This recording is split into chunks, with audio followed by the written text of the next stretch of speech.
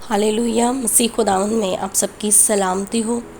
आज हम गौर करते हैं इस बात पर जो बहुत ज़्यादा एक डिफरेंस हम देखते हैं अपनी मसीहों में, कि मसीही जो हैं, कुछ ऐसे आपको मसीह मिलेंगे जो बहुत ज़्यादा कलाम से भरे हुए हैं, लेकिन उनकी ज़िंदगियों में खुदा का रूह मौजूद नहीं है। जैसे मिसाल के तौर पर हम कलाम में से जब पढ़ते हैं अनाजील को, तो हम देखते हैं कि फ़कीह फरीसी वो बहुत ज़्यादा, उनको पूरा तोरा जो था वो रट्टा होता था। पहली 5 किताबें पैदाइश, खरूज, अहबार, गिनती और सृष्टा उन्हें रट्टी हुई होती थी। वो जानते थे सब कुछ, लेकिन फिर भी जब खुदावंद यीशु मसीह इंसान बनकर इस दुनिया में आए, जो रूहुल कुद्स की कुव्वत और कुदरत से पैदा हुए, वो नहीं जान पाए, वो नहीं समझ पाए, क्योंकि वो खुदा के रूह से खाली थे। और हम दूसरी तरफ देखते हैं कुछ ऐसे भी आपको मसीह मिलते हैं जिनकी ज़िंदगी में खुदा का कलाम नहीं है, लेकिन खुदा का रूह है। और इसकी एग्ज़ाम्पल हम देखते हैं आदम और हवा।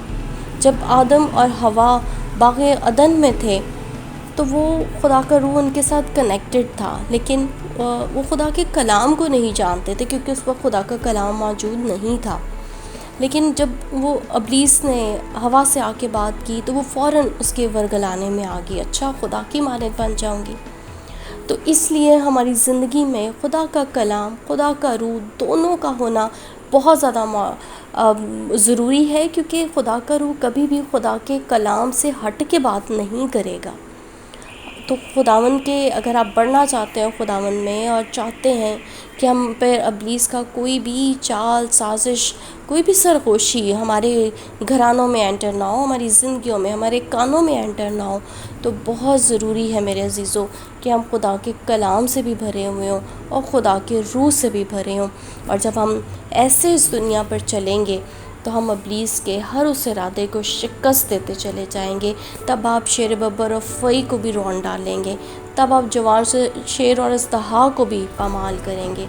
और खुदावंद के कलाम से जब आप भरपूर होकर ज़िंदगियाँ बसर करेंगे, आप सरफराजियों में जिएंगे, आप बरकतों में जिएंगे। आमीन। खुदावंद इस कलाम के वसीला से आप सबको बरकत दे और अपने जलाल के लिए इस्तेमाल करें। आमीन।